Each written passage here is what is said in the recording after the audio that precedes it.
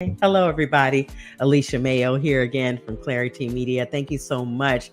Clarity Media is about human stories and grassroots solutions. And tonight, I want to offer a solution to the questions that many people have asked me and asked the African American Reparations Advisory Committee members without knowing what's in the report. Now, you can read the report yourself by going online to www.sfreparations.org. There's the website address on the screen there.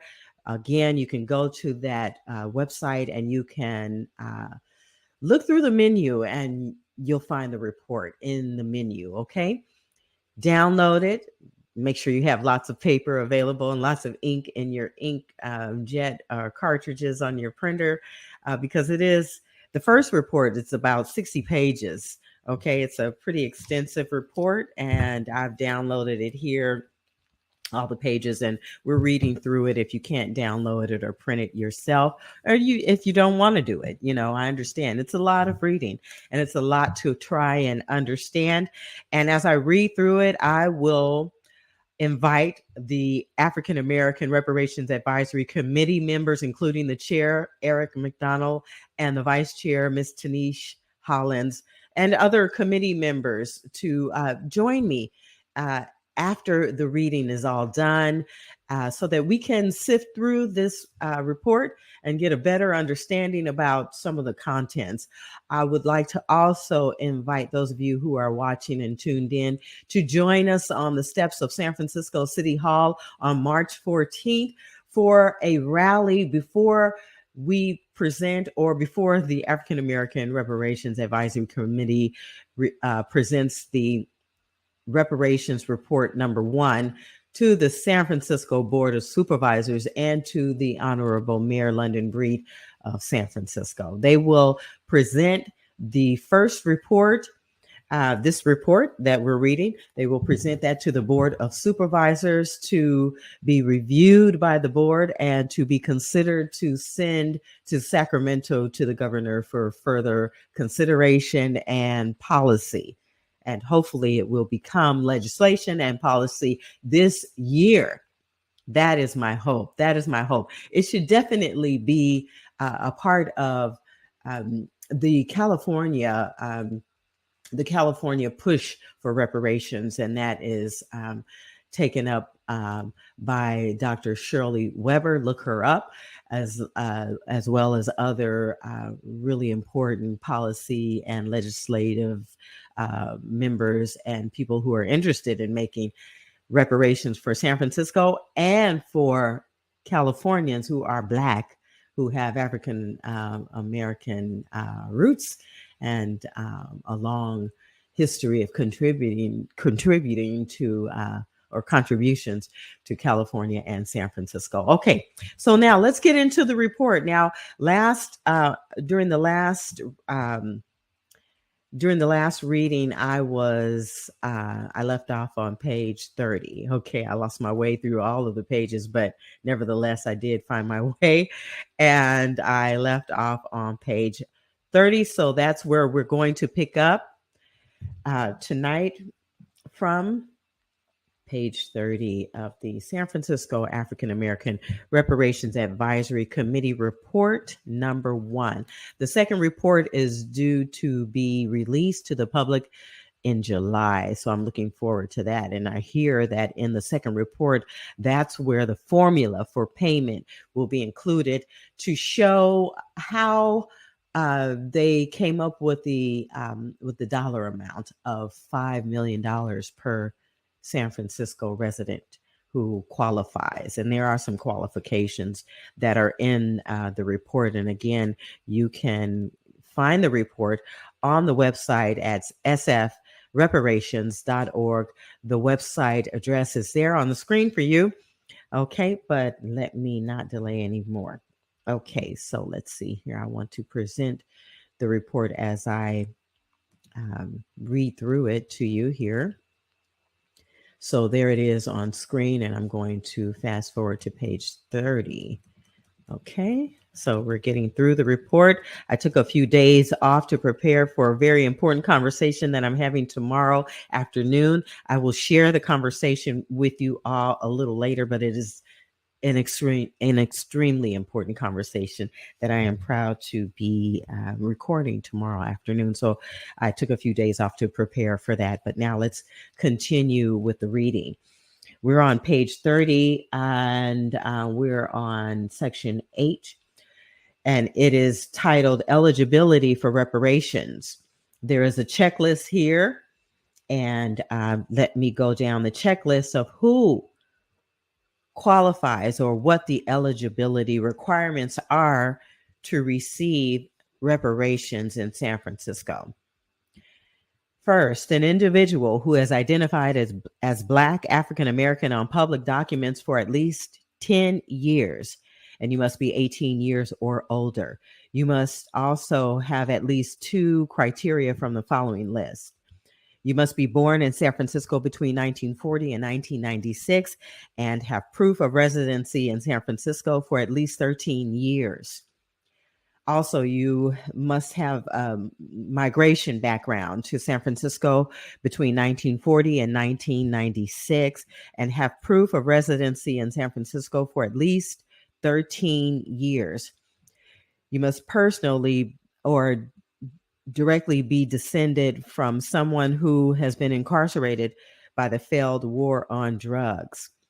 Also, you qualify if you also have a record of attendance in San Francisco public schools during the time of the consent decree to complete desegregation within the school system. Also, be a descendant of someone enslaved through U.S. chattel slavery before 1865. Also displaced or the direct descendant of someone displaced from San Francisco by urban renewal between 1954 and 1973. Listed or direct descendant of a certificate of preference holder, a member of an historically marginalized group that experienced lending discrimination in San Francisco between 1937 and 1968, or subsequently experienced lending discrimination in formerly redlined San Francisco communities between 1968 and 2008. Here are some recommendations. The recommendations are presented by the subcommittee issue areas that led the process of procurement, informed by feedback from public meetings, outreach, engagement, and surveys, in addition to ongoing research conducted by the subcommittees. Several recommendations emerge consistently across subcommittee areas. These are presented as overall recommendations, and those overall recommendations include: number 1, the City and County of San Francisco and its agencies should issue a formal apology for past harms and commit to making substantial, ongoing, systemic, and programmatic investments in Black communities to address historical harms. Establish an independent office of reparations within the city to execute this plan. This agency must be charged with tracking and ensuring the continued success of programs that come out of these recommendations. Create and fund a committee of community stakeholders, such as Reparations Stakeholder Authority or similar, to ensure equity and continuity, and to ensure equity and continuity in the implementation of relevant policy initiatives independent of the City and County of San Francisco. Okay, I'm just getting started. All right, bear with me here. Alicia Mayo of Clarity Media, continuing to read the African American Reparations Advisory Committee of San Francisco report number 1. What's in the report? Okay, we are on page 32 of the report. And we are starting with the economic empowerment, financial reparations. Objective 1, create a comprehensive suite of financial reparations that is made immediately available to those who qualify under the eligibility parameters set forth by the committee.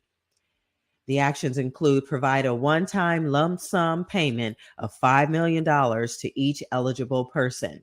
The rationale for this, a lump sum payment would compensate the affected population for the decades of harms that have experienced and will redress the economic and opportunity losses that Black San Franciscans have endured collectively and as a result of both intentional decisions and unintended harms perpetuated by city policy. 2, supplement African American income of lower income households to reflect the area median income, or AMI, annually for at least 250 years. And in parentheses, they have $97,000 in 2022. And the rationale for this is racial disparities across all metrics have led to a significant racial wealth gap in the city of San Francisco. By elevating income to match AMI, Black people can better afford housing and achieve a better quality of life. 3, provide access to a spectrum of financial education from beginning to advanced. The rationale, while traditional financial institutions, or while traditional financial education emphasizes basic financial literacy, there is a need to provide a ladder of financial education that encompasses all levels of financial knowledge so that resources match the broad spectrum of financial levels that exist throughout the community. 4, create public bank framework to ensure that unbanked people have fair options and expanded access to credit, loans, financing, and other tools for leveraging financial power. And the rationale for this is the ongoing quest for a public bank provides an opportunity for the city to offer options for populations that have historically been denied access to traditional financial institutions. Similar credit unions, a public bank can be a safety net to ensure that those on the financial margins have access to competitive rates and can access traditional pathways to build financial resilience. 5, recruit a Black-owned community bank to San Francisco or expand an existing institution with a Black-owned partner, financial institution, or Freedmen's Bank. While the public bank framework is targeted toward marginalized communities broadly, a Black-owned community bank or credit union must allocate Community Reinvestment Act funds from banks that are specifically earmarked to meet the credit needs of low and moderate income communities and invest them in the communities they are intended to benefit, and increase lending in Black business owners and homeowners in Black communities. And there's some more information there about the San Francisco Mayor's Office of Housing and Community Development.org. Again, that's sfmohcd.org. And I'll include that on the screen in just a second here. Let me type that in. The San Francisco Mayor's Office of Housing and Community Development.org. Okay. SFMOHCD. Okay, let me include that there. If you'd like more information about the Community Reinvestment Act and the lending and income requirements for housing and all of that related to public banks and the interests of Black San Franciscans in that regard. Okay. The address is there on the screen. That's sfmohcd.org. That's San Francisco Mayor's Office of Housing and Community Development.org. Okay. It's Alicia Mayo here on Clarity Media, thanking all of you for joining me for this reading of the African American Reparations Advisory Committee's report number 1. The report will be submitted to the San Francisco Board of Supervisors on March 14th, and there will be a rally held at 12 noon on the steps of San Francisco City Hall before the report is submitted to the mayor and the board of supervisors, to the honorable mayor of San Francisco, London Breed. All right. Thank you again for joining me here on Clarity Media, Black women-owned media. Nobody else does it the way I'm doing it. I'm proud to be a part of the Dream Keeper Initiative, narrative storytelling and narrative shift cohort. And this is my contribution to educating us on what is in this report. It is a 60-page report. This is the first report that is being submitted by the African American Reparations Advisory Committee. They've done a lot of work to create this report, and we are on page 33. So let's continue now with the report. Okay, we are picking up on page 33. Let me move to the next page. We are at the section 1.6. Just above 1.6, okay? We're continuing. Offer additional grants to supporting Black people in historically red-line neighborhoods or who have been denied banking options from other financial institutions. Offer alternatives to traditional credit scores or other means of qualifications, including matching or augmenting community giving frameworks. And support fair and equitable appraisals for all types of transactions. Now we're at 1.6. Finance a comprehensive debt forgiveness program that clears all educational, personal, credit card, payday loans, etc. The rationale for this: Black households are more likely to hold costlier, riskier debt and are more likely to have outstanding student loan debt. When this is combined with lower household incomes, it can create an inescapable cycle of debt. Eliminating this debt gives Black households an opportunity to build wealth.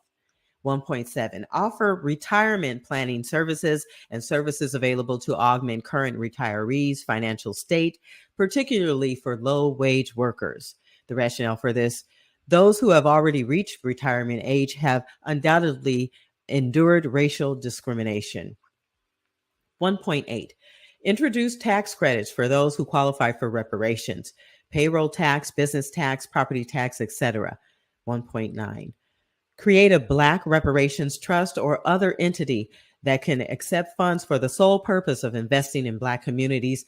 Such an entity should allow donations from individuals and corporations who want to give their land, real property, or financial assets to the reparations effort, and I hope they do. B, explore and create structures and pathways to mitigate tax consequences for recipients of reparations funds. Yes, no tax on reparations. Create mechanisms for enforcement and accountability for all activities related to reparations. We're at 1.10. Create legal structures to protect those who receive reparations from financial speculators or predators, including court, block accounts, and trust accounts. Given, and there's the rationale, given the history of financial institutions preying on underbanked communities, and especially given the vulnerability of subsets of this population, such as seniors and youth, this body recommends putting legal parameters and structures in place to ensure access to funds and to mitigate speculative harm done by others. Now we're moving on to page 33 and 34 and the subject of rental housing and home ownership. Objective 2, ensure that all members of the affected community have access to affordable, quality housing options at all income levels. And the actions include rental housing. 2.1, the Mayor's Office of Housing and Community Development should remove barriers to qualification for subsidized and below market rate or BMR rental units. And the MOCD should, or that's the Mayor's Office of Housing and Community Development. We call it MOCD. Okay, MOCD should offer first choice for rental units to those who qualify for reparations, and the city should cover any cost differentials that may serve as a barrier to qualifications. And the rationale for this: Housing is a human right, and increasingly, even BMR units are unattainable for renters because affordability thresholds are too high to be affordable to those with moderate or low incomes. By removing these barriers and or subsidizing rents for those who qualify, the city creates expanded opportunities for people to access rental housing. Home ownership 2.2. Guarantee continued funding for the Dreamkeeper Down Payment Assistance Loan, or DK-DALP, and convert the program from a loan to a forgivable grant over the course of 10 years, which shall be offered to eligible reparations recipients regardless of income. And the rationale for this: using the standards of a special purpose credit program, which allows you to use race as a factor in affirmatively furthering fair housing. We can improve the DK-DALP program. DK-DALP is an innovative program that builds on the city's standard DALP program and expands market rate home ownership opportunities for Black San Franciscans. By eliminating the repayment requirements for this program and converting it from a 30-year no interest, no payment loan into a fully forgivable grant, the city can make a meaningful investment in retaining and growing its African American population to what it once was or greater. I've added that. It also represents a commitment to addressing the loss in home ownership and household wealth that occurred as a result of displacement caused by urban renewal in the 1960s and 1970s.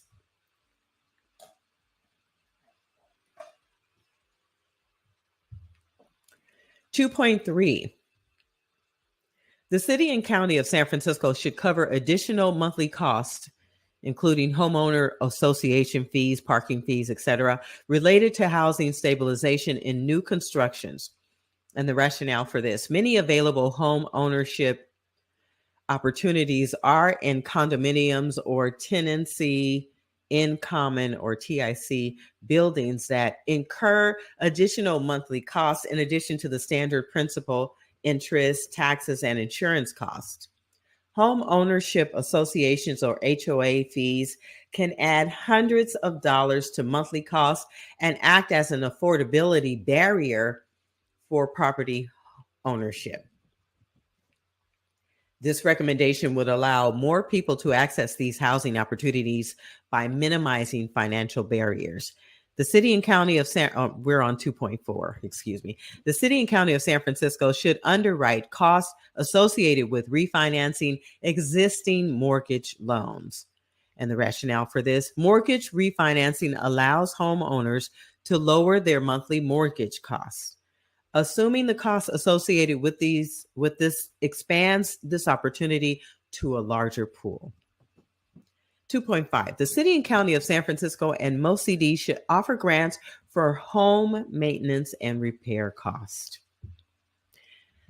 Good evening, everyone. Alicia Mayo here of Clarity Media. Thanking all of you who are tuned in for the reading of the Reparations report. Thank you so much for joining me for this reading. I am trying to unlock the myths or the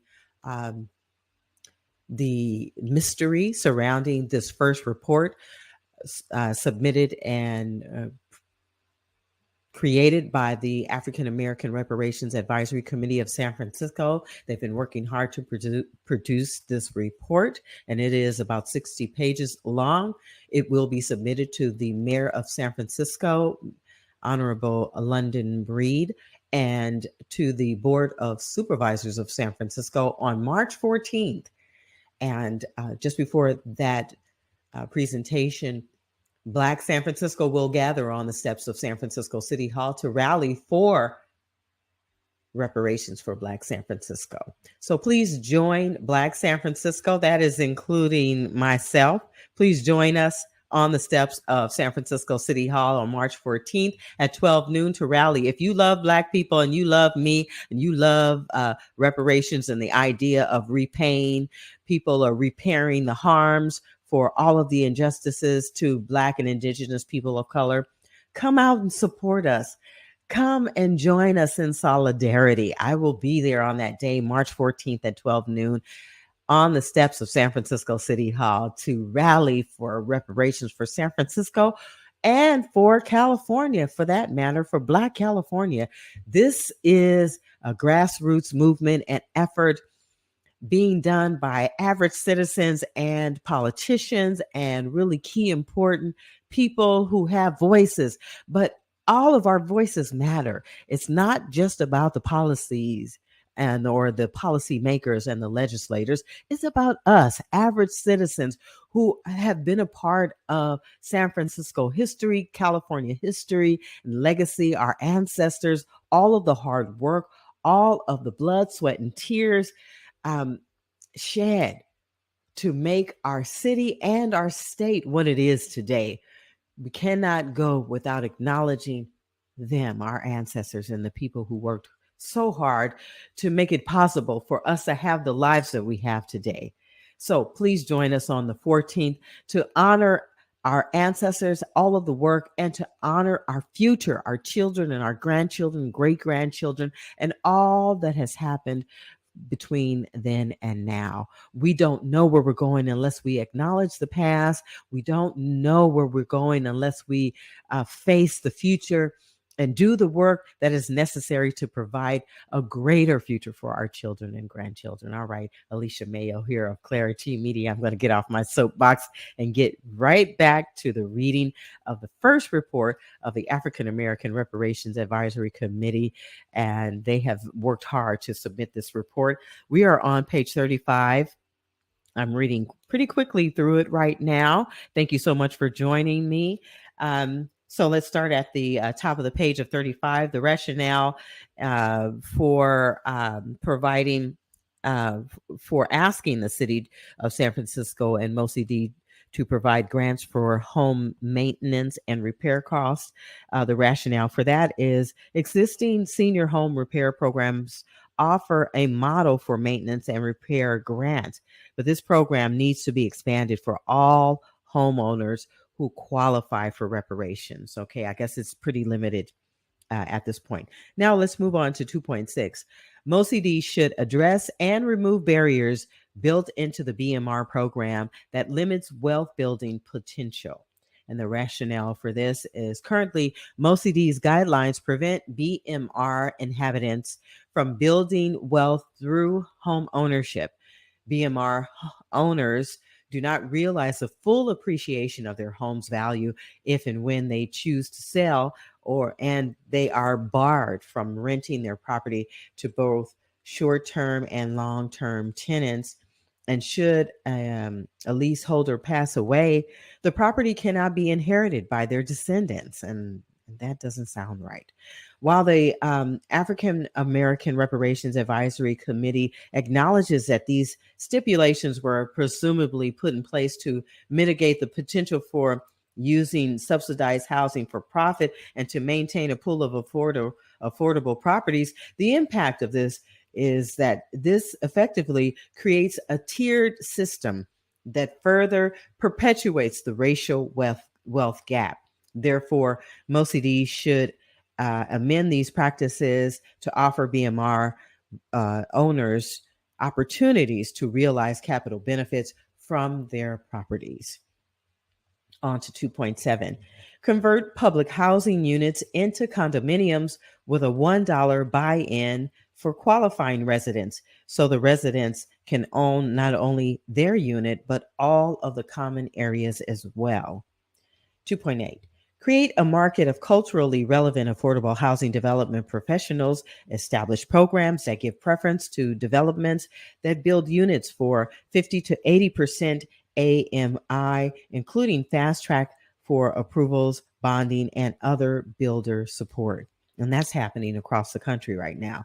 2.9, offer special consideration to certificate of preference holders, including offer COP holders automatic qualifications and first right of refusal to any rental or home.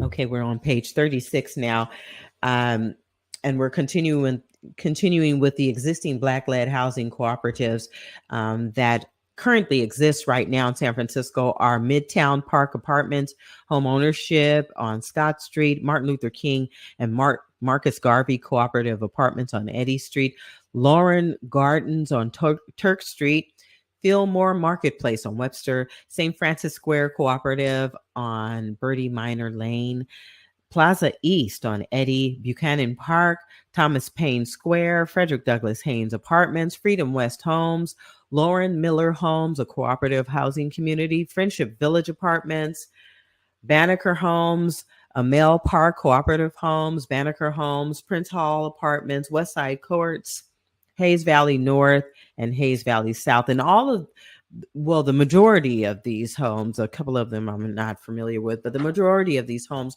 are currently in the Fillmore, where the redevelopment plan really affect a lot of folks there.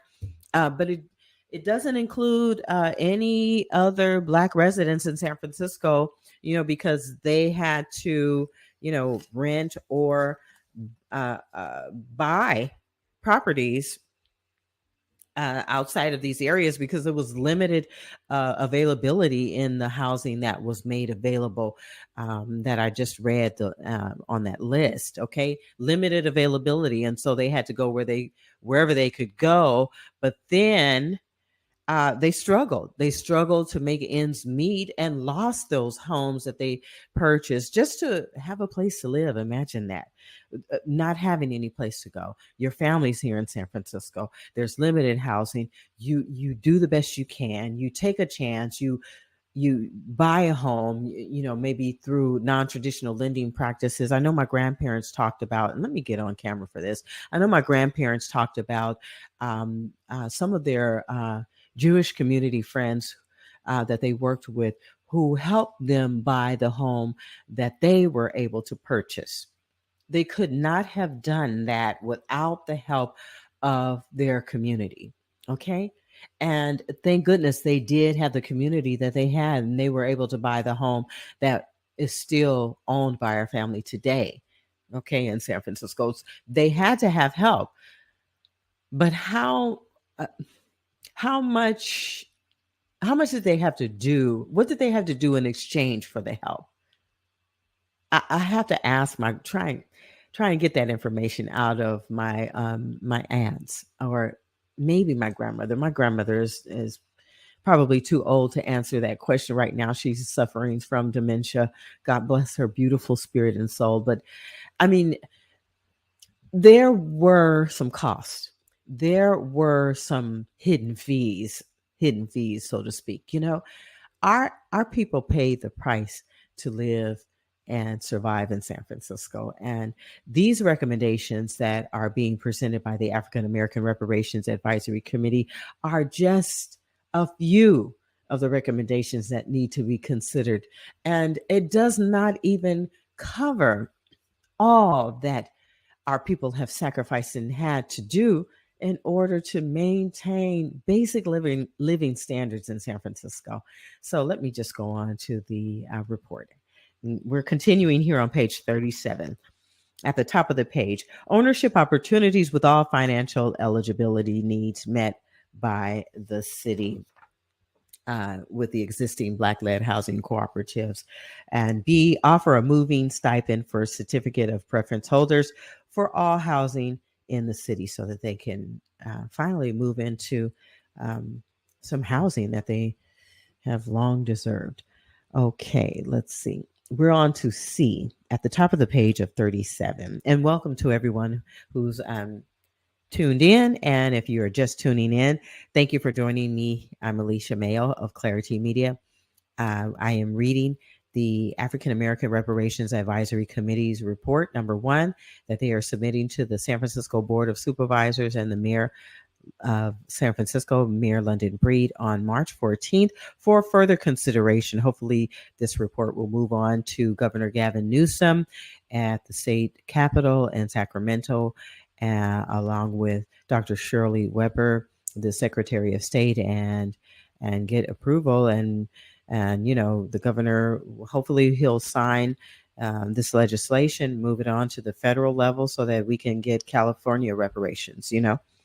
that is the hope, and I'm hopeful. I'm hopeful. I'm hopeful, and I hope you are too. Join us on the steps of San Francisco City Hall on March 14th to rally for reparations for Black San Francisco. Let's start there, and let's continue this movement for reparations for Black people of California. Support us on March 14th, 12 noon. See you then. Okay. All right. Let me go on. We're at the top of page 37. We are on B. We're on C, actually. Letter C, create transparent and user-friendly methods for people to check their certificate of preference status. D, eliminate the housing lottery process for COP holders. E, ensure that the descendants of COP holders are able to access the same benefits that were offered to their parents or grandparents that their ancestors would have received. F, fund awareness campaign and augment staff to locate COP holders and their descendants. E, ensure that the COP has a monetary value with a baseline of 2 times the average cost of a home in San Francisco. And we're at section 2.10. Section 8 voucher holders apply the entirety of actions 2.9 to section 8 voucher holders as well. 2.11, establish and provide at least 5 years of initial funding for a community land trust governed by Black residents to procure and develop properties in target neighborhoods. In addition to housing, this land trust would own commercial and retail properties, investing particularly in vacant storefronts along commercial corridors in Black cultural districts like the Southeast sector on 3rd Street, and would also offer flexible leases at discounted rates to African American tenants. 2.12, make all residential vacancies of 3 or more months immediately available to Black homeowners or renters as part of the COP, Section 8 voucher holders and or reparations recipients. The rationale for this, according to a 2022 report from the Office of the Budget and Legislative Analyst, there are 61,000 vacant housing units in San Francisco. This is the highest number of vacancies since 2010. These vacant units should be offered immediately to unhoused residents and then offered to COP recipients, Section 8 voucher holders, or reparations recipients. Now on to spatial justice, cooperatives, and community space owners in the middle of page 37. I'm moving on now. Okay. Objective 3, support and promote collective home ownership models and non-traditional pathways to home ownership. The actions include 3.1, promote the development of new and continued growth of existing Black-led housing cooperatives by taking actions to expand available opportunities, including incentivize Black home ownership within Black-led housing cooperatives by subsidizing purchases in cooperative communities. B, make renovation grants available to existing Black-led housing cooperatives. Offer Black-led housing cooperatives tax credits and to offset property taxes. Seed Black-led housing cooperatives with an initial 5 years of operating expenses. We're on letter E. Create easier pathways to establish housing co-ops and provide public funding to do so. Waive fees associated with converting housing typologies. For example, converting a multifamily home to a tenancy in common or TIC or condo in eligible co-op communities. Okay, so let's move on to page 38. Thank you so much for joining me. If you have any questions about the reparations, the African American Reparations Advisory Committee's report number 1 that I'm reading currently on page 38, please include your comments or questions in the comments stream or comments on LinkedIn, on YouTube, on Facebook, and on Twitter. I don't think I've missed anyone. You can find this recording on Clarity Media's platforms or on my Facebook page, I'm Alicia Mayo, or on my LinkedIn page, I'm Alicia Mayo, or on my Twitter page, I'm Alicia Mayo under Radio TV Queen Alicia. Okay, look for me there. Support, subscribe, like, and share. this report reading with your friends and families or anyone who may be affected by San Francisco reparations. They are coming, in my opinion. Okay, we're on 3.2. Dedicate significant funding and resources to restore and preserve historic landmarks, cultural centers, murals, and other vital assets of importance to San Francisco's diverse Black communities across all neighborhoods in the city. Objective 4. Create and sustain thriving, complete neighborhoods that include commercial activity, open spaces, safe streets, and affordable housing for Black San Franciscans in order to address the impact and legacy of displacement in the redevelopment era. Objective 5. Create vibrant community hubs and support cultural institutions centered on the Black community, for example, 1550 Evans, Fillmore Heritage Center, African American Arts and Cultural Complex, San Francisco African American Arts and Cultural District, and others identified through community outreach. And the actions. 5.1, we're in the middle of page 38. Purchase and run Black historical focused community centers and cultural institutions, or expand city departments such as the public library to provide these services. And the rationale for this: civic investments in cultural institutions play an important role in formally solidifying a community's performance in the city. For example, the Schomburg Center for Research in Black Culture in Harlem is a world-renowned research institution affiliated with the New York Public Library. In addition to maintaining archives and other traditional library services, the Schomburg Center acts as a cultural hub in the community and hosts public programs, events, and exhibitions. The Schomburg attracts scholars, researchers, and community members alike, thanks to its notable collection and storied history in the neighborhood. Currently, there is no similar public institution in San Francisco dedicated to the Black community. The African American Reparations Advisory Committee imagines a future where the city makes a transformational investment in a cultural institution that addresses the needs of its diverse Black communities, honors their legacies, and offers space for celebrating joy. And hopefully you'll be able to see all of my content there as well. Absolutely, absolutely, absolutely. Yes, yes, yes, yes, yes. Okay, so we are continuing on page 38 at 5.2. Fully fund African American cultural districts and see them with the first 5 to 10 years of operating expenses to set them up for success. Job creation and succession. Objective 6. Prioritize Black San Franciscans in local growth industries. Align educational, professional, and economic development pathways to ensure successful outcomes across all employment levels in these industries. We're on action 6.1 at the bottom of page 38. Expand opportunities for all to include more positions in city government so that government employment represents a viable pathway for attaining job security and economic mobility. 6.2. Improve the City and County of San Francisco's Department of Human Resources to ensure accountability and consequences for racial discrimination. 6.3. Create grant opportunities for internships to ensure Black people have access and can take on unpaid internships, which have a positive impact on creating industry knowledge and getting hired. 6.4. Prioritize members of Black San Francisco's current and past African American communities for employment opportunities, training programs, professional certifications, partnerships, and contracting. Additionally, create dedicated placement services to assist both experienced, mid-career, and entry-level candidates.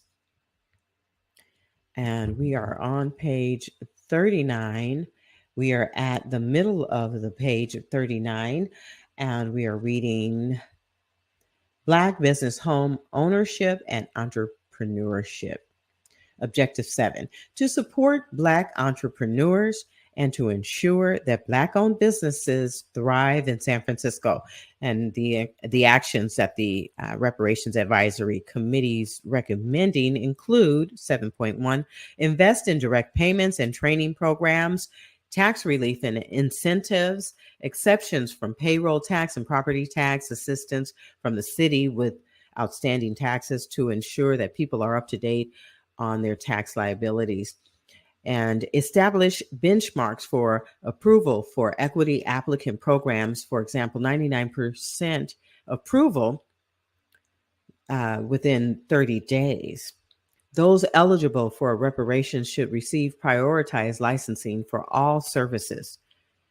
Through the Economic Trust and Land Trust, create industry campuses which house industry incubators, potentially including international business hub, fostering international trade, and foster trade with diaspora partners.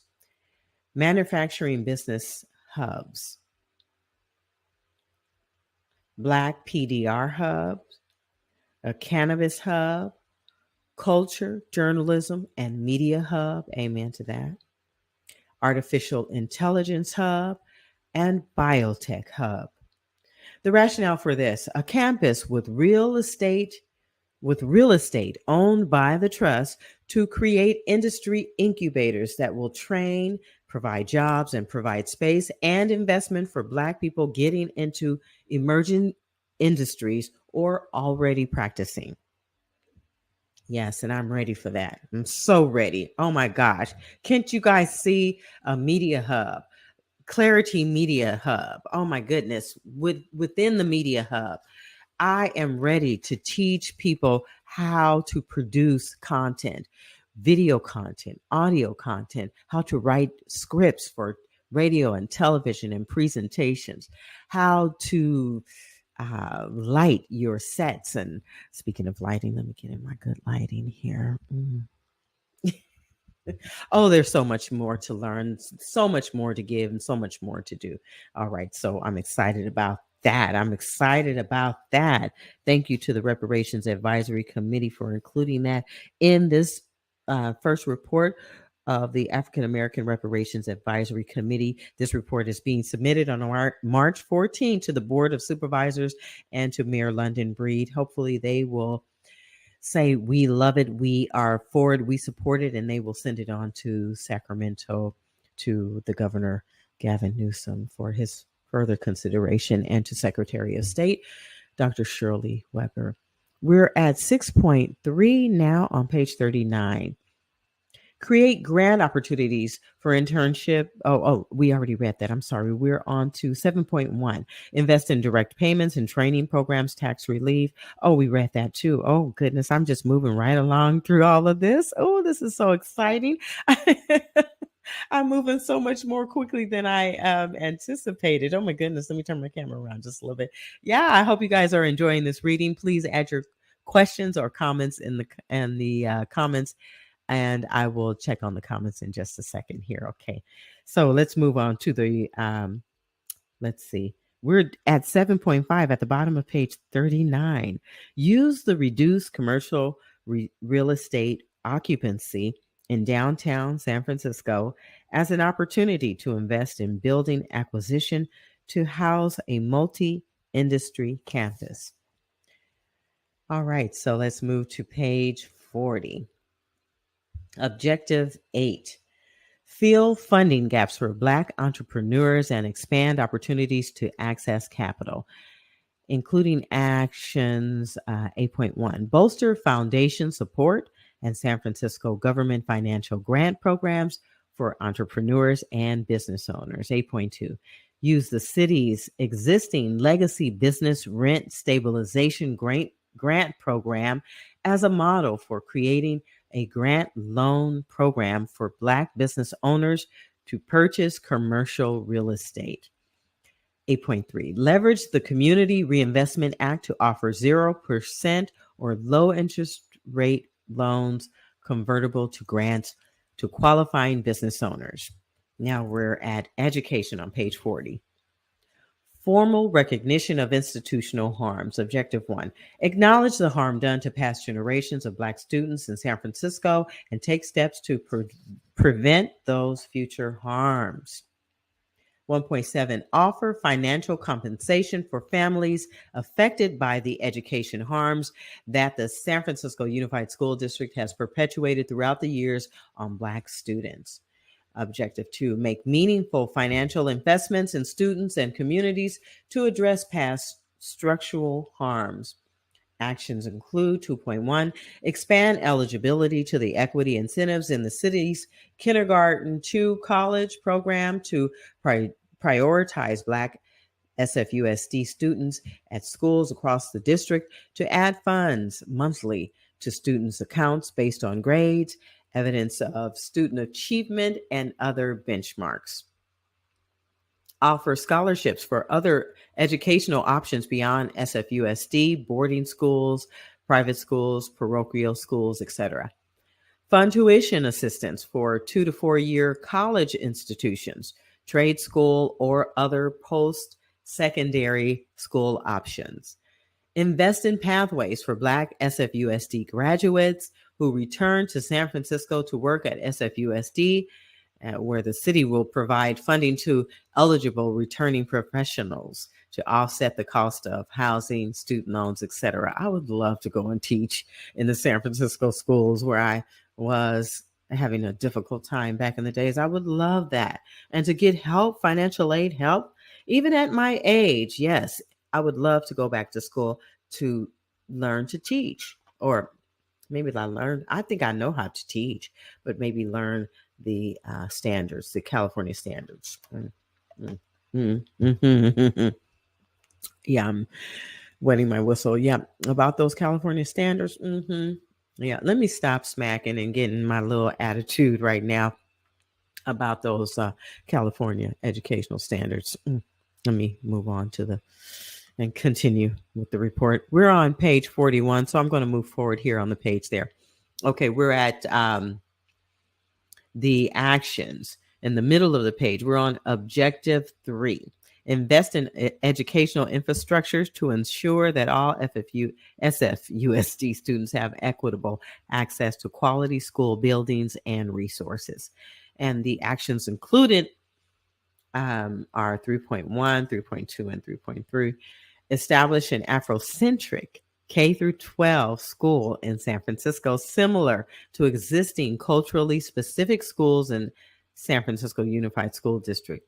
Study innovative public school models such as Cleveland, Ohio's I Promise School to implement best practices for urban education and pedagogy and in a brand new K through 12 school built intentionally for African American student enrollment. And I would like to acknowledge Kingmakers of Oakland. Yes, another great model for education. Kingmakers of Oakland with all of those great folks. Yes, definitely. Cannot exclude them. 3.2, equip all SFUSD students with technology that equips them to be competitive in the 21st century, including access to laptops and internet and Wi-Fi access supplemented for students. Establish a satellite historically Black college or university, HBCU, campus in San Francisco. Woohoo for that.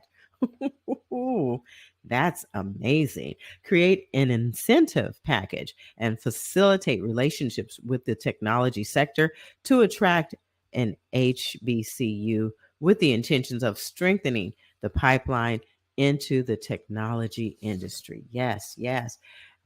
I want to give a shout out to my Zachary Mayo, my youngest son, who is interested in technology. Yes, that would be perfect for my son. Yes. Thank you to the African American Reparations Advisory Committee for including that part of the education and the technology sector and how the collaborative and the relationship can really work there. I love what I'm reading here tonight on this reading of the San Francisco African American Reparations Advisory Committee's report number 1. So now we're on page 42. At the top of page 42, creating Black-centered educational pathways. Objective 4, Introduce curriculum that elevates and promotes Black history and culture and offers students a foundation of culturally competent skills. The actions include introduce a mandatory core Black history and culture curriculum into all SFUSD grade levels per the guidelines set forth by the Fund Black History Resolution adopted by the San Francisco Unified School District in 2020. Offer culturally competent after-school programs and weekend cultural enrichment opportunities. Offer culturally competent early childhood education programs for students ages 0 to 5 that prioritize fundamentals to prepare students for kindergarten. Incorporate meditation, yoga, and other mindfulness principles into the classroom and after-school programs. I love that. Teach and model healthy coping skills, anger management, navigating gender relations, empowerment, and anti-bullying in schools. I love that also. Introduce a comprehensive nutrition curriculum that incorporates gardening and agriculture at all grade levels. I'm smiling. I think you can hear me smiling. Commit to funding and hosting nonpartisan voter education events to supplement civic education curriculum with practical resources about voting and the electoral process. Don't you love these recommendations? I absolutely love these recommendations. Objective 5, we're at the towards the bottom of page 42. Objective 5, create pathways for African American students to pursue both traditional and non-traditional educational opportunities. And the actions include reinstate trade pathways and vocational opportunities into the San Francisco Unified School curriculum, including culinary, woodshop, electrical engineering, automotive, and other vocational programs. Invest in the arts programs with an emphasis on culturally based practices at schools densely populated with African American students. Collaborate, I said that right, I'm sorry. Collaborate with existing institutions such as the African American Arts and Cultural District to create relevant and meaningful arts curriculum. And increase funding for existing programs that support college readiness and completion. Programs must have a proven track record and be monitored by a Reparations Oversight Committee. This is all making me smile. We're moving on to page 43. And we are reading the recommendations for the educational reparations ask. Within this first report produced by the African American Reparations Advisory Committee. Now, this report is not just about $5 million. This is about real long-term reparations that will affect generations to come. And this is what we are talking about when we say reparations is not just about the money, okay? So we're at 5.4 at the top of page 43. Increase funding for existing programs that support one-on-one tutoring, programs that must have a proven track record and be monitored by the Reparations Advisory or Reparations Oversight Committee. Collaborate with local employers to create a secondary school curriculum that prepares students for careers and internships in emerging industries. Provide scholarship funding for students to pursue supplemental educational opportunities inside and outside of San Francisco. Include a requirement for students to bring their talents back to San Francisco to prevent further regional brain drain. Fund after-school programs that include media literacy, analysis skills, and cultural empowerment to counteract the harmful images of Black youth in mainstream media. Absolutely. I agree to that. That is all about, yes, being able to really understand what the media is up to. And Lord knows I know what the media is up to.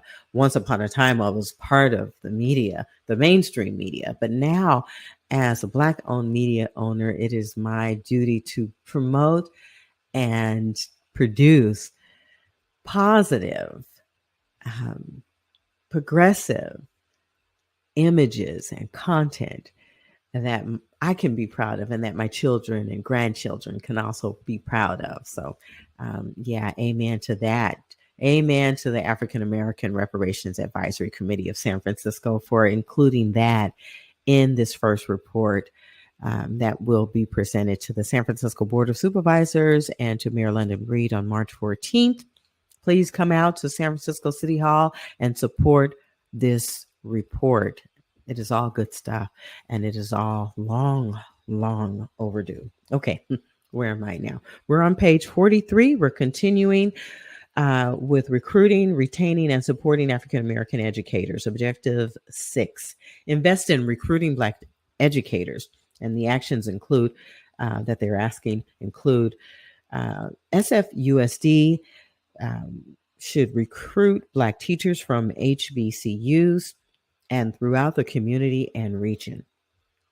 Objective 7, develop incentives for retaining those Black educators in the San Francisco Unified School District. And the actions would include provide housing stipends for Black educators commensurate with market rate housing needs. Yes. Create a grant program to improve teacher preparation, recruitment, and ongoing professional development that fully incorporates culturally responsive pedagogy.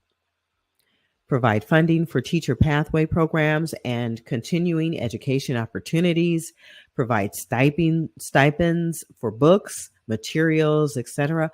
Provide scholarships for San Francisco-based students attending public and private universities, pursuing careers in education. Objective 8, building and sustaining a pipeline of educators, Black educators, that is. The actions include provide funding and other resources for new teachers to pursue tutors of their own choice for teaching certification tests, and using the Urban Ed Academy model, expand that program to include Black women and build professional pipelines to attract and retain Black women educators. Amen. Compensate Black educators for the harm they experience teaching a white supremacy curriculum. All right, so let's move on to page 44. I'm going to take a little drink here and welcome all of you who are tuned in to the reading of the San Francisco Reparations Advisory Committee Report number 1, Unlocked. I am getting to the bottom of things. I'm reading through the report, all 60 pages. We're on page 44. And we're moving right along. I'm going to take a quick sip and a quick break. So I want you guys to all stay where you are. I will be back with more of the reading. If you have any questions about this San Francisco Reparations Advisory Committee, you can go to the website there on the screen. It's sfreparations.org. Again, that's www.sfreparations.org. And I will keep that on the screen so that you can go to the report yourself. You can read it yourself. Everything that I'm reading here is there on that website. Just, look carefully through the menu and you will find the reparations report there. You can read it at your leisure, or you can watch these recordings again that I'm presenting on behalf of the Dreamkeeper Initiative and Black San Francisco. I'm Alicia Mayo here at Clarity Media, Black woman owned. Out of chaos comes clarity. I'm providing human stories and grassroots solutions, and only the way that I can do it. Yes. Thank you for joining me. Please include your comments or questions that you may have. I will be back with more. Okay.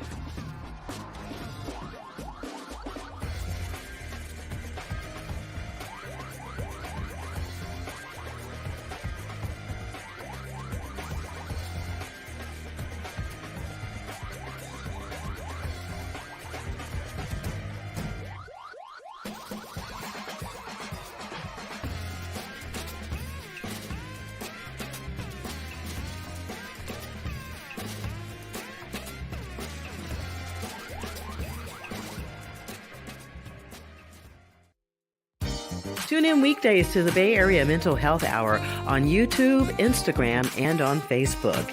You'll find us covering issues surrounding your everyday coping skills and your mental health and wellness. And remember, your mental health matters as much as your physical health.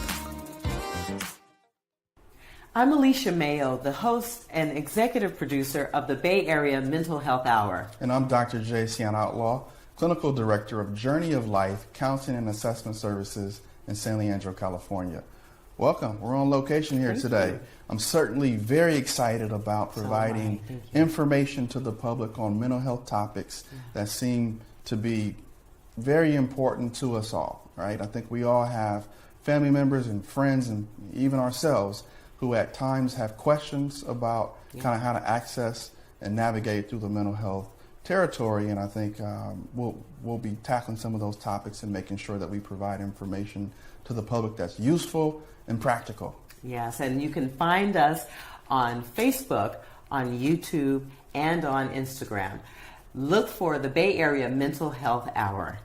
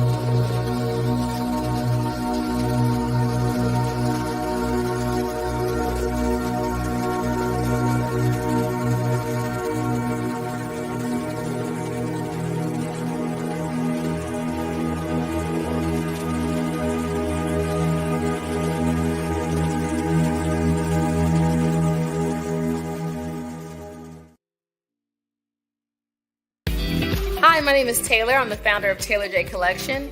We are a women's contemporary clothing brand located right here in Oakland, California. The journey of a woman comes with many changes, and that's why we are very intentional about all of our designs and collections. We make sure to provide elevated comfort, sustainability, versatility, and of course, style. If you're in the Bay Area, come by, say hi, and take some comfy pieces home to add to your closet. Shop with us online at taylorjcollection.com.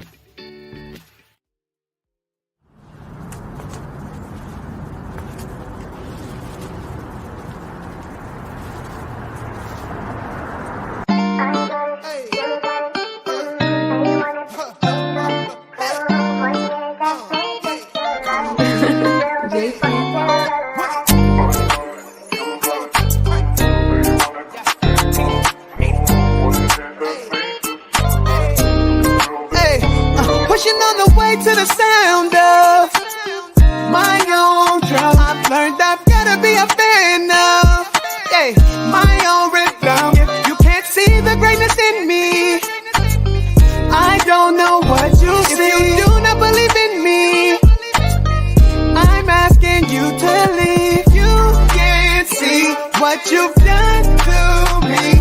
Yes, I disagree. There's way more to me. I'm leveling up and you've got to face it. Yeah, it's time you acknowledge all of my greatness.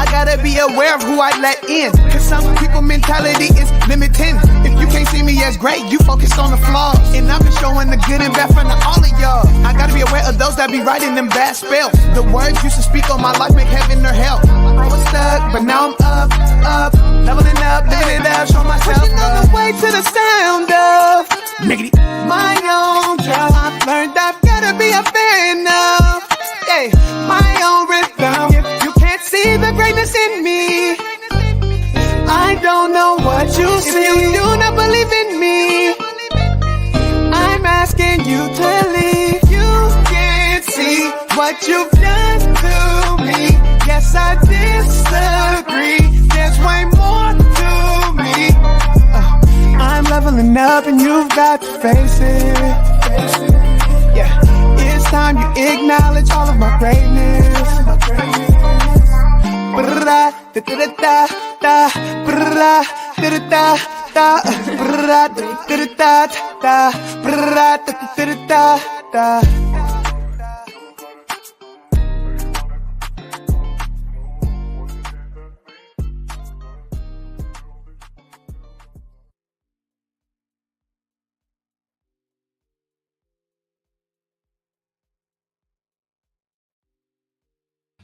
All right, everybody. That was my guy, Love More, out of Oakland. I love me some Love More. You got to love him too, because that young brother is doing his thing. And Miss Taylor J of Oakland. Yes, my dear, Miss Taylor J. Beautiful clothing. For sale for beautiful women. And I just want to acknowledge Mayor London Breed for supporting Miss Taylor J. I remember the broadcasts that I would produce, that included all of her wonderful work. And hi, everybody. I'm here. I'm actually here in the background.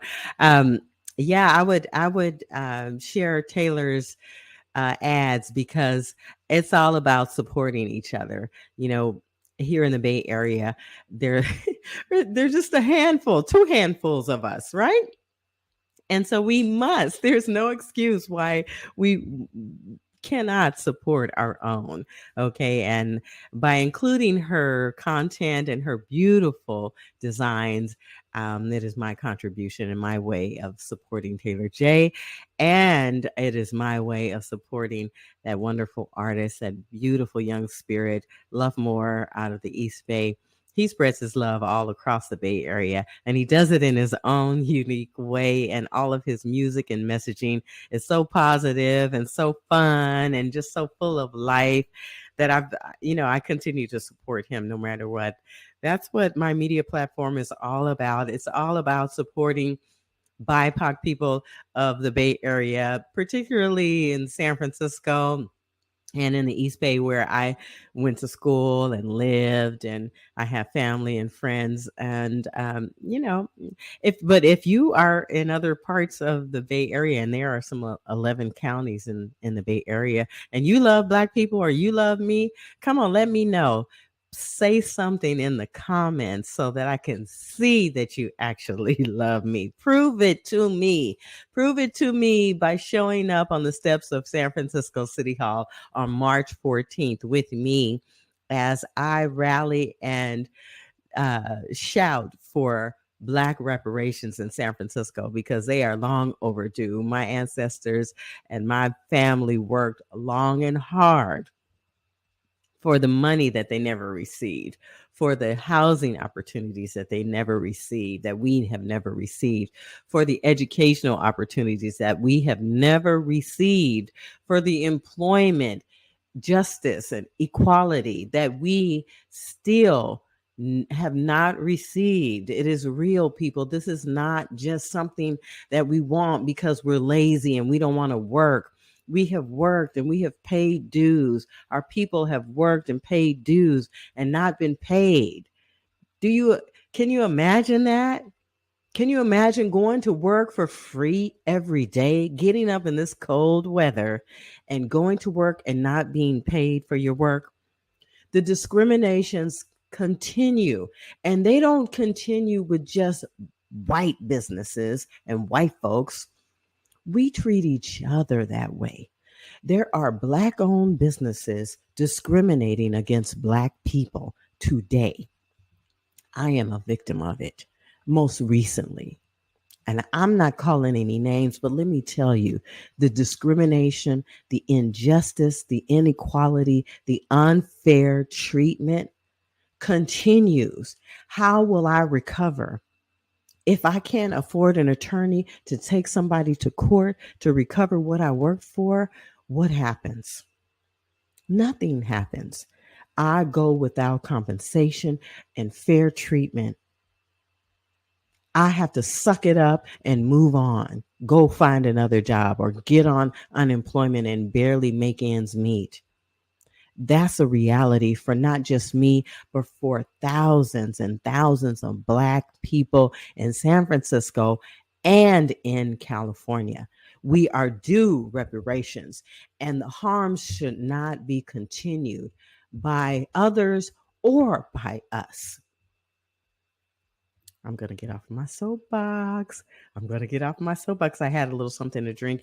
I hope that you are enjoying this time with me here as I read through the African American Reparations Advisory Committee's report number 1. Okay, there are 60 pages of a report. Lots of work has been done to produce this report so that the Secretary of State and so that the Governor of California, Governor Gavin Newsom, so that they know and understand what we are asking for and why we are asking for it, so that they get a clear understanding of the harm that has been done, so that they can then move it from state policy to federal policy, so that all Black people get reparations eventually. That is the goal. Okay.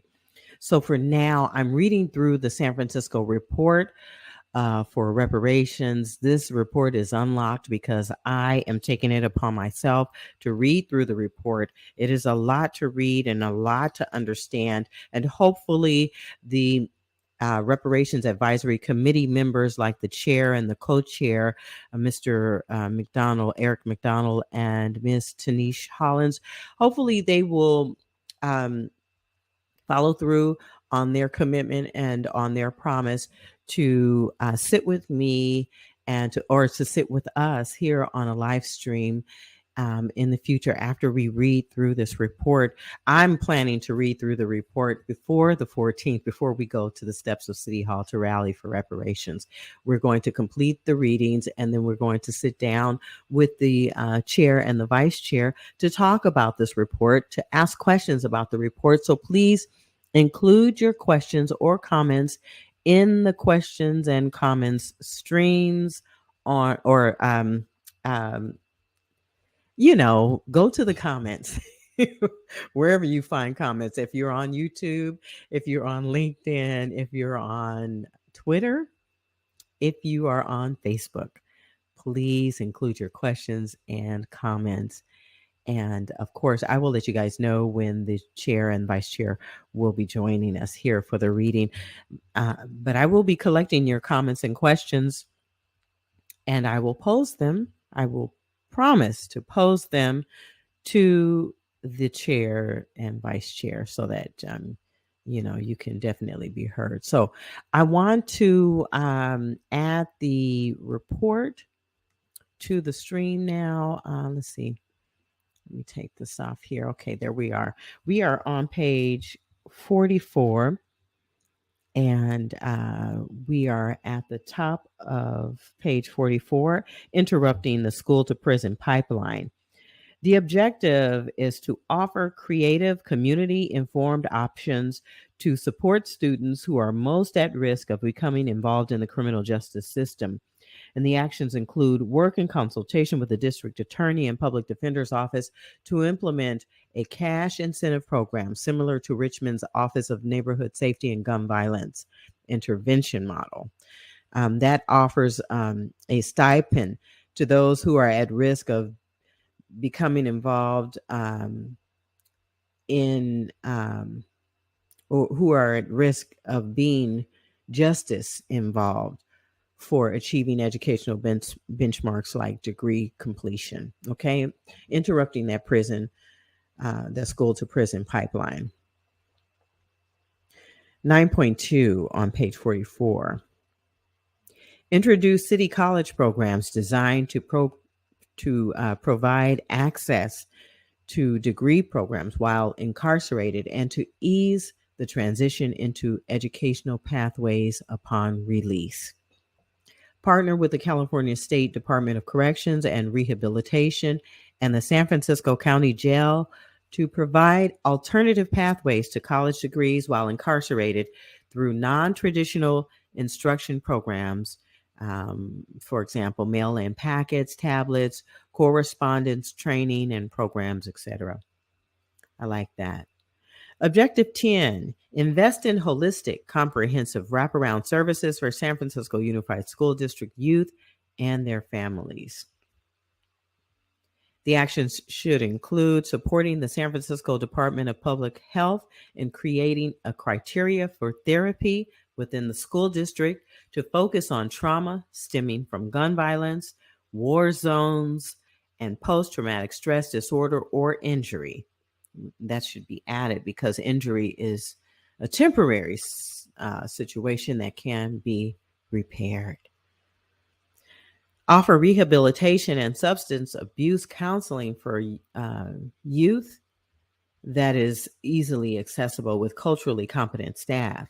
Offer tutoring, mentoring, and counseling through nonprofit community-based organizations that are already engaged in this kind of work. 10.4, increase access to in-school mental health resources and wellness practices, including funding to introduce mindfulness practices to all schools densely populated with African American students. Additional full-time therapists at all schools densely populated with African American students, free access to therapy, school-based expressive arts programs, fund programs like Rafiki Coalition to do school-based therapy and provide therapy for Black San Francisco Unified School staff as well. We're moving on to page 45. Introduce services that Introduce services that introduce socio-emotional learning and intelligence and counter narratives to harmful messages that youth often receive. So let me just sift through this wonderful sentence.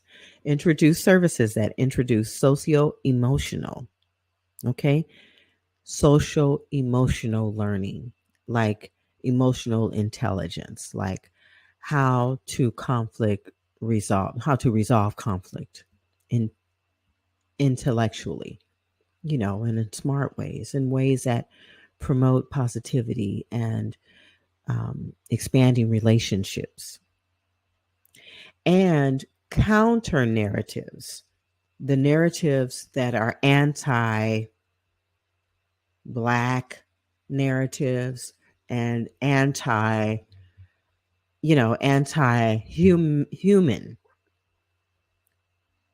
messages that are harmful to youth, like pro-misogynistic lyrics in rap. We want to counteract that with positive lyrics in rap and narratives, right? We want to introduce all of that because whatever works for our youth. And we don't always know what works for our youth. And so we have to test these approaches. We have to try everything and we have to do what they want. We have to meet them where they are. And that would include counteracting negatives with positives. Okay, let's go on. So we're at objective 11. Implement educational pathways to degree programs for unhoused residents and transitional age youth, TAY youth. The action should include hire dedicated liaisons to visit transitional age youth housing and other supportive housing sites across the city to provide guidance in pursuing education and advocate for unhoused people who want to pursue educational opportunities. And that is a large part foster youth, which is really important. We cannot forget our foster youth. Also, develop a partnership with City College to ease transition into learning programs for unhoused residents and TAY youth. Objective 12, establish independent oversight of educational programs related to reparations. Yes, we do need an oversight committee to make sure that we are advocating for those youth as if we are their parents, as if, they are our own. The actions should include introduce a reparations education oversight committee, which will be a nonpartisan body formed by the city that includes legacy African American reparations advisory committee members appointed to track the implementation and success of these programs that are uniquely serving the Black community. Okay, so we're on page 36 right now, and I'm going to stop here, but I will read page 46. This is the last page of tonight's reading of San Francisco Reparations Unlocked. I'm Alicia Mayo, founder and executive producer, director, all things on a one-woman show right here on Clarity Media, bringing you this reading of the San Francisco African American Reparations Advisory Committee reports, reading of Report 1. Report 2 is expected to be released in July. I will be reading through that as well. And this is a public service effort to help folks understand what is in this report. There's a lot to read here, some 60 pages of the report. And if you want to read the report yourself, you can definitely find it online by going to the Reparations Advisory Committee website. And that website I will include on the page here or on my screen. There it is, scrolling in the bottom. It's sfreparations.org. Go to sfreparations.org to retrieve the first report produced and authored by the San Francisco African American Reparations Advisory Committee. They are presenting this report on March 14th to the Honorable Mayor London Breed of San Francisco and to the San Francisco Board of Supervisors for consideration, and then they will send it on to Sacramento for further consideration by the governor, and then on to Vice President Kamala Harris, President Biden, and all of that, so that Black folks all over the country, all over the United States, we want reparations, and we want reparations now. We want reparations this year. We want it to happen immediately, okay? But we're going to start here in San Francisco. We're going to move it through the state of California for Black San Francisco, on behalf of Black San Francisco, for Black California, and reparations for Black California and across the United States. Okay, all right, okay.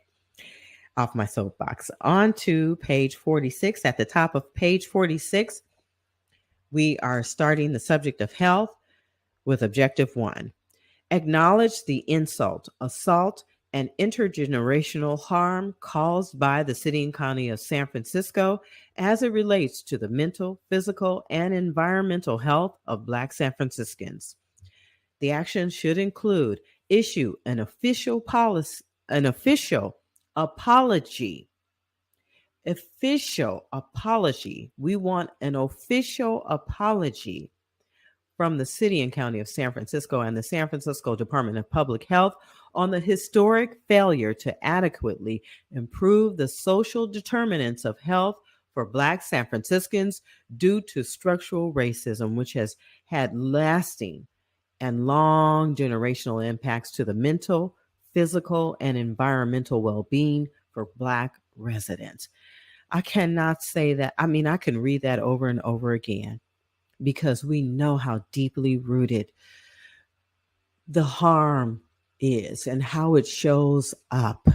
How does harm show up? It shows up in our health. It shows up in our actions, in our behavior, in our diets, in our access to wellness, and the use of emergency rooms. It is an emergency always when it comes to recovering from harms on a daily basis for Black folks. Yes. 1.2, publicly commit to the restoration for ways that racism has caused insult to Black humanity and manifested in both visible and invisible trauma through the means of compensation, restoration, and rehabilitation.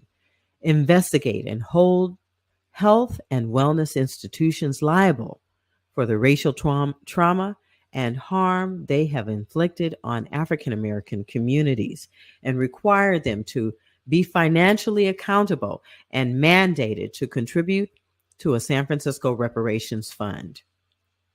Review, audit, and improve city departments and policies responsible for community health and ensure public, philanthropic, and city funding that is allocated toward Black health is appropriately and equitably spent. Objective 2, address and reduce health disparities by investing in structural, long-term solutions to the social determinants to health. The action should include creating an actionable Black health plan that builds on the existing Black African American focus area in the San Francisco Department of Public Health strategic plan to address disparities across areas of wellness focused on illness prevention, culturally appropriate treatment modalities, and violence prevention. Build or adequately resource neighborhood-based clinics in communities with high concentrations of African Americans. Equip practitioners with mandatory training and engagement with culturally responsive approaches, hiring practices, and systems of care. And create free educational pathways to recruit, train, and retain Black healthcare professionals with stipends, student loan forgiveness, and or affordable housing for Black physicians and registered nurses working in San Francisco's Black neighborhoods. Can you see it? Can you see it now? I can see it. Oh, this is wonderful. Thank you to the San Francisco African American Reparations Advisory Committee for doing the work to create this first report for us, Black San Franciscans. Thank you. And last, 2.5, the last action that they're asking for is that San Francisco provide funding to San Francisco public schools, African American churches, and other community spaces to increase culturally appropriate access to wellness, nutrition, education, health screening, and other health resources. This is wonderful work, wonderful work, wonderful work. I've read 15 pages tonight of the San Francisco African American Reparations Advisory Committee's first report that will be submitted on March 14th to London Breed.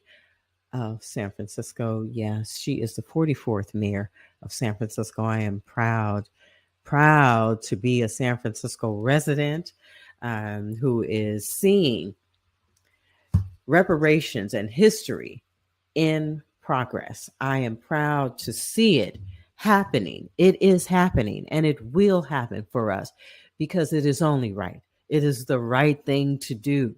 It is the thing that we can do. We have the resources to do it. We have the legislators to push the legislation forward based on all of the work that the groups of residents and the people on the ground and grassroots organizers like the San Francisco African American Reparations Advisory Committee.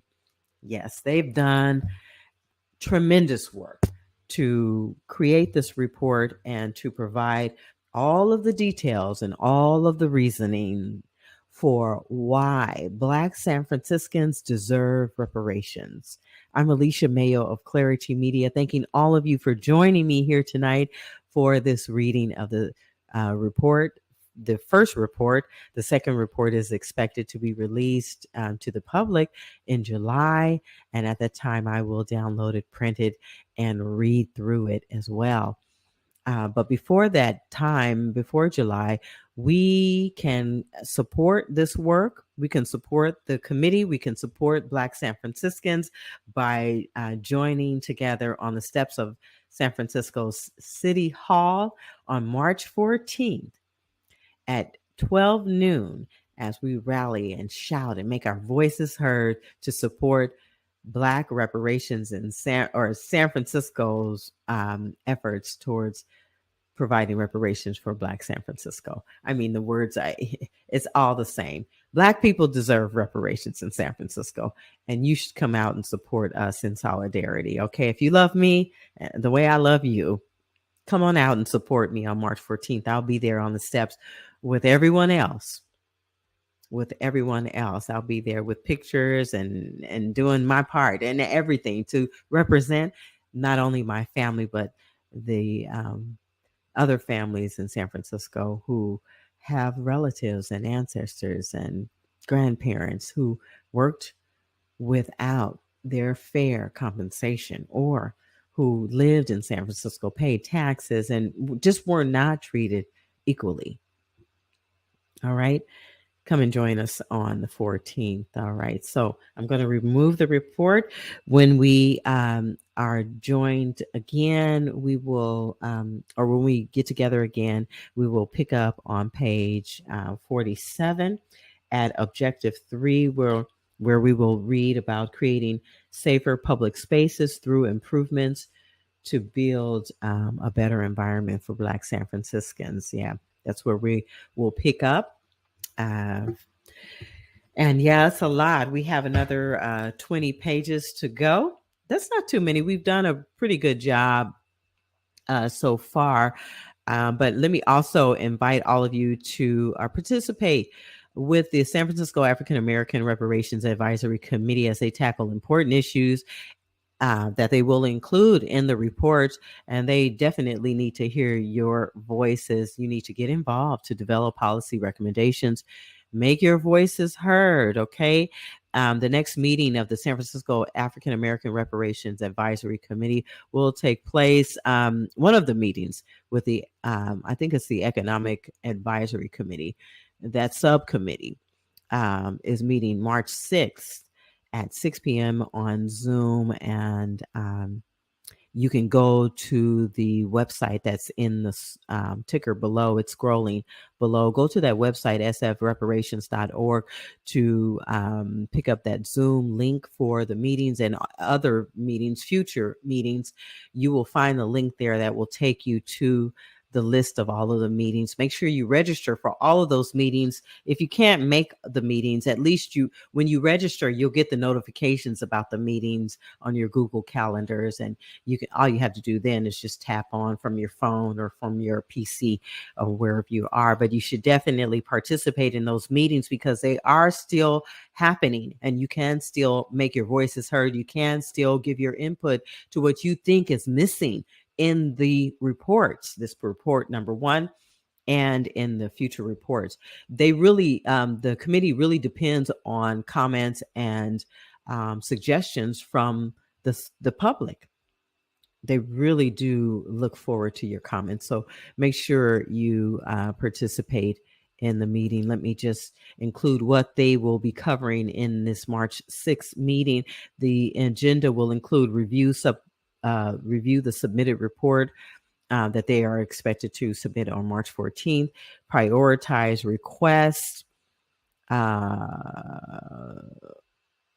They will review the Board of Supervisors meeting that's happening on the 14th again, and they will cover outreach and community-based organizations and other Black groups of all types. They are tasked with doing the work of making sure that they are developing strategies to compensate Black people for generations of trauma and harm. Make sure that you are a part of this work by tuning in, going to the website, registering for the meetings, participating in the meetings, making your voices heard, showing up on the steps of San Francisco City Hall with me on March 14th at 12 noon, and just make history. Be a part of history. This is history in the making. Okay. Just want you to know that we are making history. Okay. So this is Alicia Mayo of Clarity Media. I am funded by the Dreamkeeper Initiative of San Francisco's storytelling and narrative shift cohort. I'm honored to be a part of the Dreamkeeper cohort. I am doing the work of bringing news and information to you that is unedited news and information. It is news and information that affects us, Black people in San Francisco and across the Bay Area. So I just want to say thank you for tuning in. I'm going to check the comments, and I'm going to check the comments on YouTube and on Facebook and on Twitter. And I'm going to see if any of you are out there watching and listening and, asking and, participating. Let's see. Let's see here. Let me see. I'm on my phone right now, so I'm going to go to my page. My first stop will be on Facebook here. Okay, so, all right, you can hear the music playing there. Let's see. I don't see any comments here. I see some 41 impressions, 41 people reached. That's good, but no comments. Okay, I'm going to need you guys to ask some questions. I've got one share. Thank you for sharing this. Thank you. You know who you are. I can't really see who you are, but let me go here to my StreamYard comments. There's Malik Seneferu. He is inviting me to remain creative, and I will absolutely remain creative. Mr. Malik Seneferu, I'm including his work here on my platform on tonight's broadcast so that you can see his wonderful work. Thank you to Malik Seneferu for participating and including your comments here on tonight's broadcast. Let me just make sure I'm not missing anyone. I don't think let me go to YouTube and see if there are any comments there. They would show up on my StreamYard comment section, but I don't see any. So with that, I will stop checking the comments, and I will also invite all of you who sees this at a later date to share this. I can't say it enough. Share this so that you guys can get caught up on the report. We left off on page 47. We'll pick up on page 47 tomorrow evening. That's Thursday evening at 5 p.m. I'll be back to continue reading through the San Francisco African American Reparations Advisory Committee's report number 1. Second report's coming in July, so you need to know what's in report number 1 before July. You actually need to know what's in the report before March 14th, because that's when we will get over there to San Francisco City Hall and shout and make it loud and proud about how we want San Francisco reparations now. All right. So I'm Alicia Mayo. Again, I'm the founder, CEO of Clarity Media.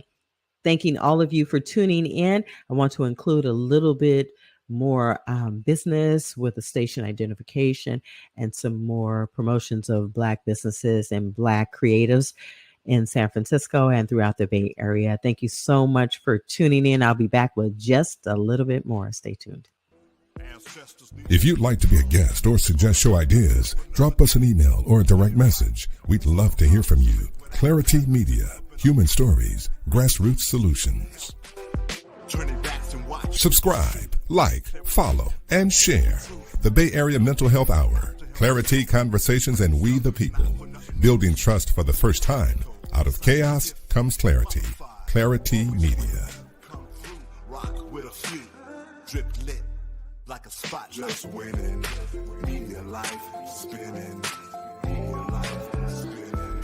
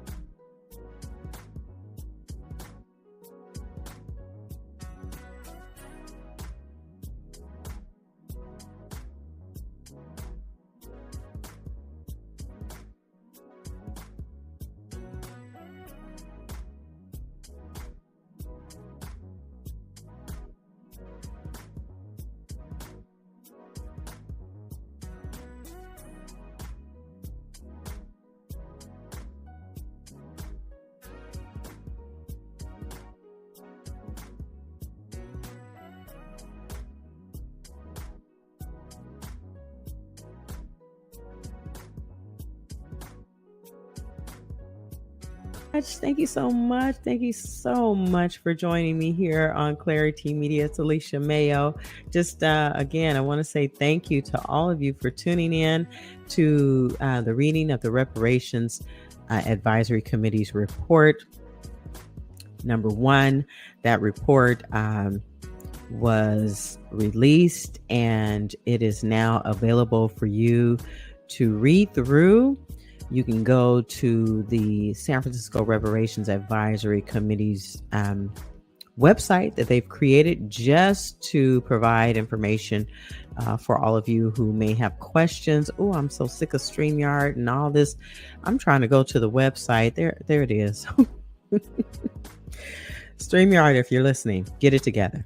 Okay, so you can visit www.sfreparations.org to get the full report in your hand. You have to download it and then print it as 60 pages of the first report. The second report will be released in July. It will be more pages, lots of great information there. I don't know if you really want to download it. Maybe you'll just read it online, and you can access that website on your mobile device or on your PC. But make sure you try and read through it, go through it as much as you can, like I'm doing right now. I'm reading through it as much as I can. If you heard me read about something and you had some questions about it, you want to replay it, go to the recordings on YouTube or on Facebook. If you're a Facebook friend of mine, if you're on LinkedIn or on Twitter, you can find these readings on all of those platforms. You can rewind those readings and listen to them again as many times as you wish. Please add your comments or questions so that I can pass those comments or questions on to the chair and the vice chair of the African American Reparations Advisory Committees.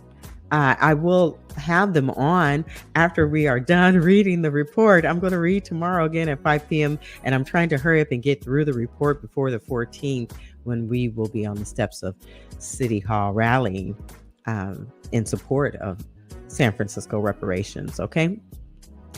But I'm trying to read through it quickly so that I can have the chair and the vice chair on to answer our questions and to dig deeper into the report. Okay.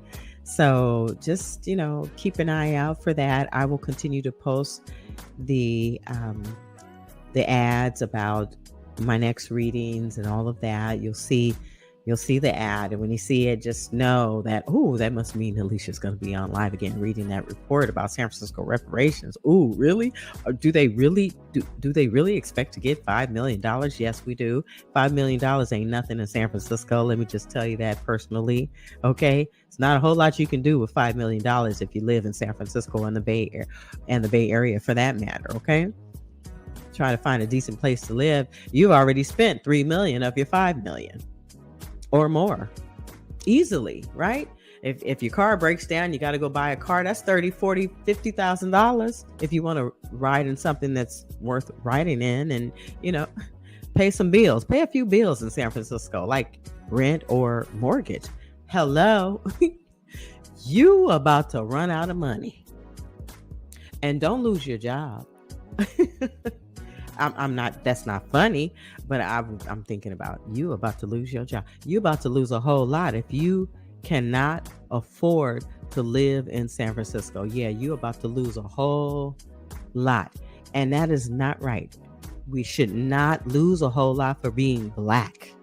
We should not lose a whole lot because we don't have the education levels that some of the privileged have been able to have.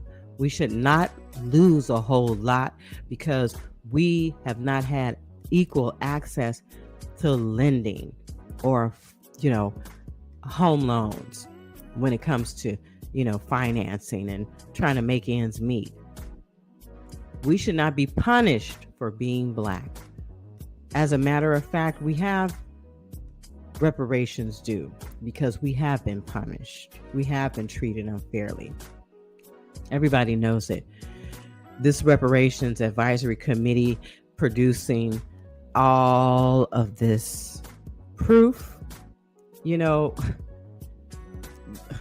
it's not necessary, but that's what we have to do as Black people. We have to prove that we deserve reparations. We have to prove it. And San Francisco has proven it. Black folks in San Francisco, we are proving it, and we have more for them. We have more for them. It's coming. But make sure you write that check. Make sure you prepare to pay. Make sure you prepared to give us equal access to all of the things that we have worked for.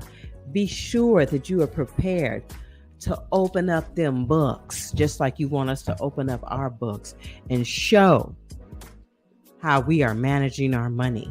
Make sure you are ready to show how you're going to manage this money. I'm Alicia Mayo, founder, CEO, technical director, executive producer, executive director, all things right here in me. I hold the power to make things happen on my media platform. Thank you to StreamYard. Thank you to Facebook. Thank you to LinkedIn. If you stick with me, you're going to go a long way, okay? But if you don't, I'm going to find a way to broadcast to the people, to the masses, no matter what, right? Just like you created your technology, I can create mine. Oh, I'm so inspired. I just love my ancestors and all the inspiration that's coming down on me. And I just love my children because my children inspire me.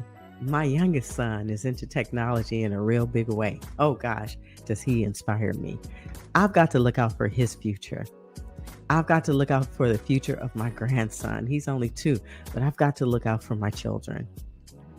The same way that my ancestors looked out for me. I am here today because of them. Because of them, I am standing on their shoulders. So now I am doing the work that is expected of me by sharing the education, by expressing the knowledge, the information. I am a light giver. And I am preparing for the future of my children and grandchildren. It is my contribution here on Clarity Media. Black women owned. Human stories and grassroots solutions. That's why I created a nonprofit media organization. People were asking me, how are you going to manage? How are you going to survive? What are you doing creating a business that is nonprofit, a media business in particular? They had no idea, but I had all of the ideas and all of God's support and love, right? All of that energy resides right here. This is Black San Francisco. You should be proud of me. I'm proud of me. And those of you who are watching this, man, you're getting something very rare and unique. I love you the same way you love me. Thank you for tuning in. Include your comments and questions in the comments. I will be back tomorrow night at 5 p.m. with more of the reading of Report 1 of the African American Reparations Advisory Committee Report number 1. It will be submitted on March 14 to the Mayor of San Francisco, the 44th Mayor, Mayor London Breed, and